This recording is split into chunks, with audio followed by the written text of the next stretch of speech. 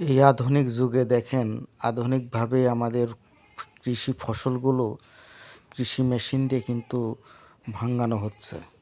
এভাবেই কিন্তু ফসলগুলো কিন্তু দেখেন আমরা কিভাবে ঘরে ওঠানোর জন্য প্রস্তুত করছি।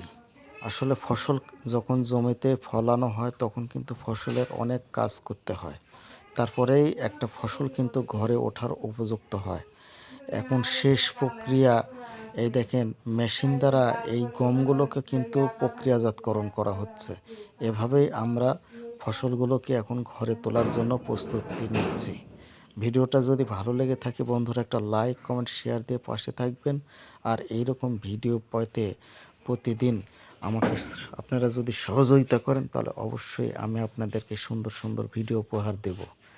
দেখুন কিভাবে কৃষকরা তাদের ফসলগুলো কত পরিশ্রম দ্বারা ঘরে তোলার জন্য কাজ করছে।